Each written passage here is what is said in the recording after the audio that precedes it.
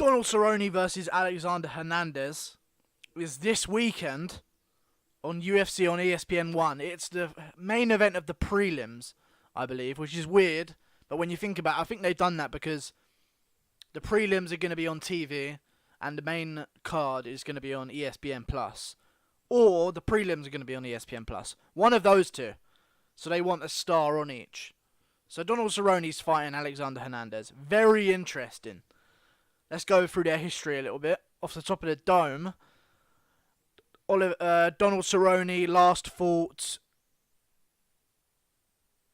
Donald Cerrone last fought... He last fought Mike Perry, of course. I can't believe I nearly forgot that. Finished him by armbar in the first round. Very good performance. Mike Perry's dangerous. Easy to figure out.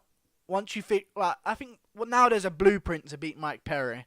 People are going to be able to do it a lot more often. When he was coming up in the first place and not many people have heard about him, and he comes out and he's this massive knockout artist, I think he has the element of surprise on guys. But now the recipe has been written to beat Mike Perry. I think it's a lot easier to beat him. Donald Cerrone beat him though. Very good performance. Before that, he lost to Leon Edwards, which was a decision, and it was competitive as well. I think I had the fight 3-2, maybe 4-1 Leon Edwards on rounds. It was a 5-round fight. Leon Edwards is a good guy from Birmingham in the UK. So, Donald Cerrone loses there. But then before that, he beats Yancy Medeiros, who is also fighting on the card, against someone. I can't remember who. It's clearly not that important because I can't remember it. But Donald Cerrone is a savage. He's a veteran of the game. I don't know how he's still fighting, to be honest with you. I think he has the most wins in UFC history, which is crazy. Because it's not like he's winning every fight, you know? There's a lot of losses in between there, especially recently. I think 4 of his last 6 fights he's lost. Because there was a streak, wasn't there? Jorge Masvidal, he got finished. Robbie Lawler, he lost a close decision. And then Darren Till, he got fucking murked. So, it's getting a bit awkward for Donald Cerrone's brain right now. He's been finished in 3 of his last 6 fights. By strikes. It's not good for your brain, but he's still fighting, and I admire that. Moving on to Alexander Hernandez. Savage, muscle-bound 155er. He's a true 155er. He's not the biggest guy, and he's young, so the weight cut isn't going to be that taxing on him. Donald Cerrone had problems at 155 making that weight cut sometimes, because he is a big guy for 155. I'd say he's a bit taller than Dan Hooker. That's the size that we're talking of. And I think he's sort of the same dimensions of Tony Ferguson in the 155-pound division. A savage at 155. He actually did better at 155 than he did at 170. Of course, he holds a win over Edson Barbosa, who just recently showed how dangerous he is, with a finish of Dan Hooker in the 3rd round. I believe it was the 3rd round with a body shot. But Alexander Hernandez, he's looked like a beast recently. His last fight was a bit close, but he was against maybe not the highest ranked guy, but Olivier Aubin-Mercier. He can compete at the top of the 155-pound division. These were just 2 really promising prospects that had to meet each other at this time. It wasn't that he just fought an unranked Olivier Aubin-Mercier and made it close. These were 2 very talented guys that could compete in the top 10. They just had to fight each other now. And Alexander Hernandez proved that he's the prospect to look at. It used to be Dan Hooker. He just lost. Now we're looking at Alexander Hernandez. Before he fought Olivier Aubin-Mercier, he dominated Beneil Dariush when Dariush was still ranked. And, came in on short notice, knocked out Dariush in the 1st round. Showed a bit of attitude. He's the talker, which the UFC needs right now. Especially he could be, if he beats Donald Cerrone, I could see him talking his way into the main event of some fight nights, or the co-main event of some fight nights, because he's a talker, he looks the part, he's very muscle-bound, very explosive, knockout power, very confident, he's 10-1, I think he gets Cerrone out of there in the 1st or 2nd round. Actually, it has to be in the 1st round. I hate betting against Cerrone. I really do. Every time I pick Cerrone to lose, he wins, and every time I pick him to win, he loses. I picked him to win against Jorge Masvidal and Darren Till. and he got murked. He got destroyed in both of those fights. I'm a Donald Cerrone fan, but I'm also an Alexander Hernandez fan. And I think that Hernandez is going to walk through Donald Cerrone in the first round. Donald Cerrone, a slow starter. People say, oh, he's cured his fear of starting up the fight when he fought Mike Perry. No, he didn't.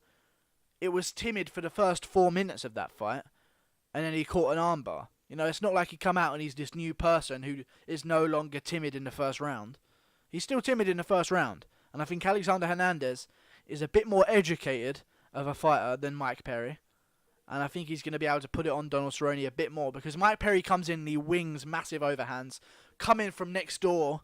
You know, he's coming from outside of the arena with these fucking hooks that he's throwing, leaving himself open, telegraphing everything.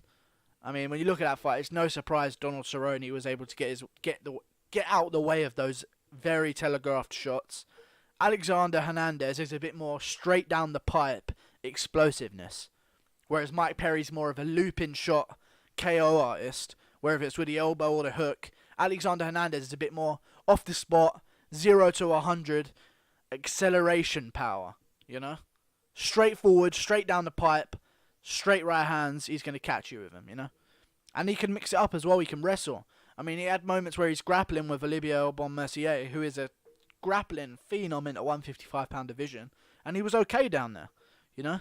This isn't Mike Perry, where once it gets to the ground, he has no idea what he's doing, compared to the top of the level, to the top of the game. Obviously, he knows what he's doing. He's an MMA fighter, but compared to the elites, he has no idea. Whereas Alexander Hernandez seems to have it figured out on the ground. He can control people there. Great fighter. I think this is a great fight. I don't mind who wins, because I like Donald Cerrone, and I think that he's a big name that can challenge some of these guys at 155. Maybe if he wins this, he can call out McGregor. Likewise for Hernandez. I think Hernandez is going to win. I'd be surprised if Cerrone was the favourite. I think Hernandez will be the favourite, very narrowly. But this is a pick 'em fight. I just think Hernandez is going to get it done in the first round. TKO. Extremely explosive. And we're going to see how it goes. Let me talk a bit about technique. Alexander Hernandez, the way I see this going is Alexander Hernandez is going to explode forward with a straight shot. What does Donald Cerrone not do? Head movement. Head movement has been a weakness of Donald Cerrone's for the longest time. When you got a guy throwing straight down the pipe at you with extreme precision, much like Darren Till did, it's the ultimate weakness of Donald Cerrone. Straight punches, he doesn't move his head that well. That's what you got to do. And I think that Hernandez, if he has the patience to finish, because he's not going to KO Donald Cerrone. You don't just KO Donald Cerrone. Alright? If 170-pounders can't do it, then sure as hell with the 155 Alexander Hernandez isn't going to do it. So, you're going to have to TKO him, which means you're going to have patience with the finish. Will Hernandez have that patience on the big stage? Biggest fight of his life. This is the breakthrough fight for him. Is he going to have the patience? Much like Tyson Pedro didn't have the patience against Shogun Rua not too long ago. He had the finish in sight, shoots for a takedown, you know, panics. That's what happens sometimes. We're going to see if Alexander Hernandez is the real deal.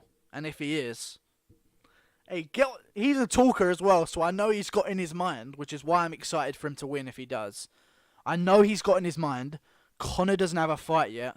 Scream Conor's name as fucking, like, your post-fight interview should be entirely about Conor McGregor and how you're going to put a whooping on him.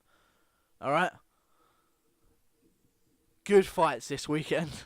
Great fights this weekend. I'm still going to be doing a breakdown on Rachel Ostovich versus Paige Van Zandt, which I'm very excited about, you know. Very excited about that fight. And very excited about Greg Hardy's debut as well. Because the guy he's facing, Crowder, he's a dangerous heavyweight. He's fought some of the good... I can't even sell that fight. It's a heavyweight outside of the top 15. He's been finished before at heavyweight. Greg Hardy, we'll see. We'll see. I'll break down that fight. I'll have a look at some of these guys' fights. I've seen Greg Hardy's fights. There's only 3 minutes of footage out of his 2 fights.